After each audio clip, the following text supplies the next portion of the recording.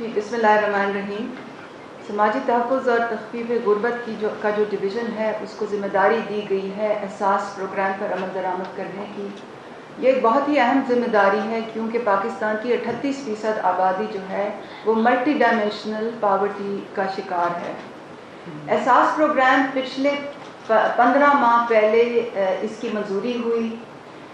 یہ وزیر اعظم کی ریاست مدینہ کے ویژن کے مطابق اس کو بنایا گیا ہے. یہ پاکستان کی تاریخ کا سب سے بڑا سماجی تحفظ کا پروگرام ہے اور اللہ تعالیٰ کی مہربانی سے اس کو بین الاقوامی سطح پہ بہت پذیرائی مل رہی ہے. احساس پروگرام میں 140 سے زیادہ اقدامات ہیں جو کہ 34 منسٹریوں کے دائرہ کار میں آتے ہیں، مگر جو تخفیف غربت کی منسٹری کے دائرہ کار میں جو آتے ہیں اس کی پرفارمنس کے بارے میں کچھ اعداد و شمار آپ کے سامنے رکھنا چاہتی ہوں. سب سے پہلے احساس کفالت، اس کے ذریعے 70 لاکھ خاندانوں کو ماہانہ وظیفے اور بچت بینک اکاؤنٹ کی سہولت دی جاتی ہے. احساس بلا سود قرضہ ان لوگوں کے لیے ہے جو چھوٹے کاروبار کرنا چاہتے ہیں، اپنے پاؤں پہ کھڑا ہونا چاہتے ہیں. ان کے لیے ملک کے 100 پسماندہ اضلاع میں 29 ارب مالیت کے پچھلے سال 8,44,000 قرضے دیے گئے، جس میں سے 45% خواتین کو دیے گئے.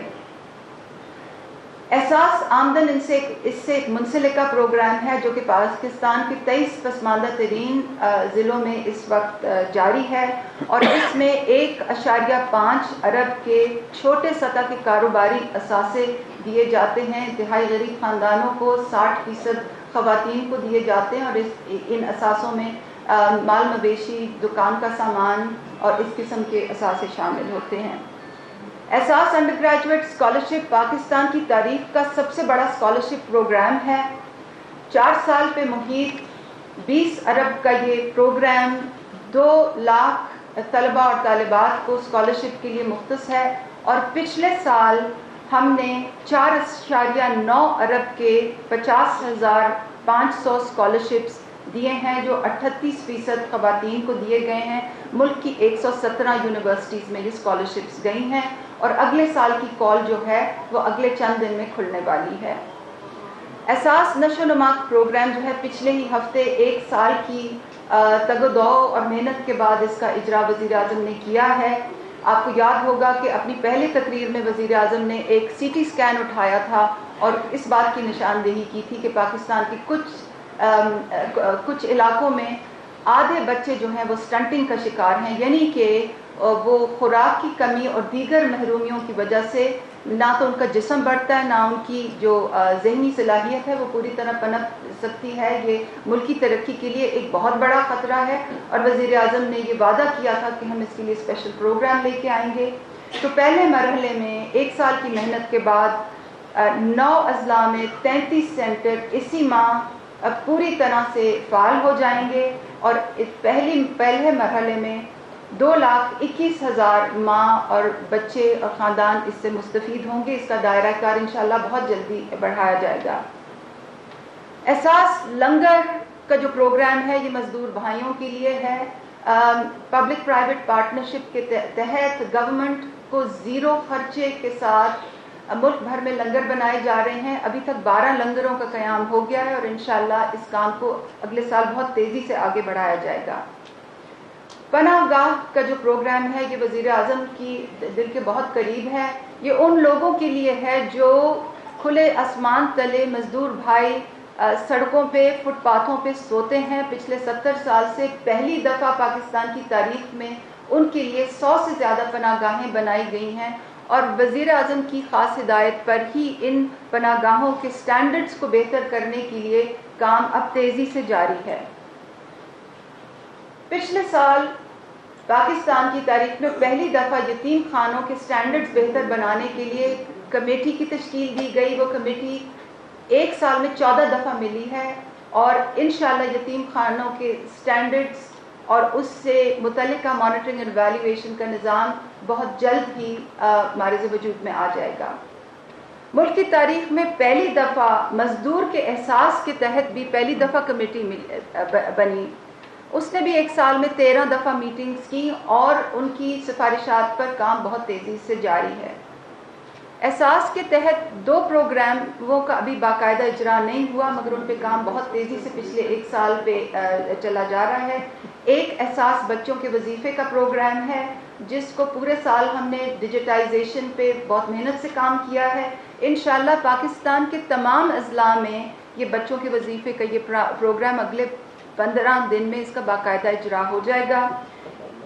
इसके अलावा एहसास तहफ़्फ़ुज़ का प्रोग्राम पाकिस्तान का पहला शॉक ओरिएंटेड सेफ्टी नेट है।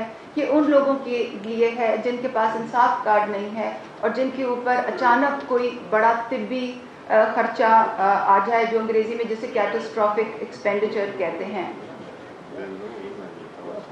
ये तमाम प्रोग्राम जिनको बैनुल अक़वामी पज़ीराई हासिल है और जो कि बेवा, यतीम, माजूर, मजदूर, बेघर, बेरोज़गार, ज़रूरतमंद तालिब इल्म, ज़रूरतमंद माओ, ज़रूरतमंद बच्चों और ज़रूरतमंद बीमारों के लिए है, इनके लिए हंगामी तौर पे इंतज़ामी ढांचे बनाए गए हैं। 27 मार्च पिछले साल एहसास प्रोग्राम का इजरा हुआ, उसके 1 हफ्ते बाद मिनिस्ट्री बनी, मुल्क की तारीख का सबसे बड़ा बजट उसके लिए मुख्तस किया गया। लाहे अमल के तरीके कंसल्टेंट्स को बड़ी बड़ी तनख्वाहें देने के बगैर बनाए गए, मुशावरती कमेटियाँ बनाई गईं और सबसे अहम वो एहतसाब और गवर्नेंस की इस्लाहात किए गए, जिसकी एक झलक, सिर्फ एक झलक आपने उन 8,20,165 लोगों की शक्ल में देखी है जो कि हुकूमत पाकिस्तान से नाजायज़ तौर पर समाजी तहफ़्फ़ुज़ के वजीफ़े लेते थे। इसके अलावा पिछले 1 साल में हमने बहुत से डिजिटल इंटरफेसेस पे भी बहुत तेज़ी से काम किया है। 10 महीने में प्रोक्योरमेंट की है, बायोमेट्रिक पेमेंट सिस्टम की, डेटा एनालिटिक्स का तमाम निज़ाम बनाया है, वो निज़ाम बनाया जिसके ज़रिए SMS के थ्रू रिक्वेस्ट ली जाती हैं, जो आपने 81-71 की स्कीम में देखा। और आपने देखा कि इस तमाम मेहनत के नतीजे में ये मुमकिन हो सका कि एहसास इमरजेंसी कैश के ज़रिए मुल्क के आधे ख़ानदानों को हम 12,000 रुपये मुसीबत की घड़ी में कोविड के तनाजुर में पहुंचा सके। ये तमाम मेहनत का ही नतीजा था कि ये काम हम कर सके।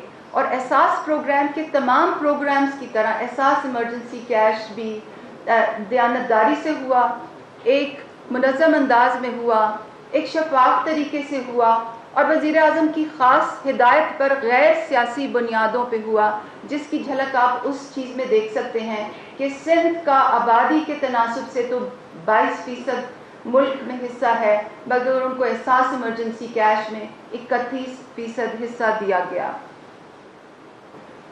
एहसास का सफ़र अभी जारी है, अभी सिर्फ 15 माह हुए हैं। इंशाअल्लाह अगले साल में इस पर और तेज़ी से काम होगा, क्योंकि कोविड के बाद हमें ये मालूम है कि गुर्बत की शरह में ज़्यादती आएगी, इसलिए एहसास पे और तेज़ी से काम होगा। प्रोग्रामों को वसअत दी जाएगी, नए प्रोग्राम्स लाए जाएंगे, जो ऑनगोइंग प्रोग्राम्स हैं उनको ज़्यादा मजबूत बनाया जाएगा। हमारा जो सर्वे है वो इंशाअल्लाह साल तक उसको हम ख़त्म करेंगे और सबसे अहम लोगों की एहसास प्रोग्राम तक रसाई को यकीनी बनाया जाएगा और उसमें आप सबकी हमें बहुत मदद और मुआवनत दरकार होगी।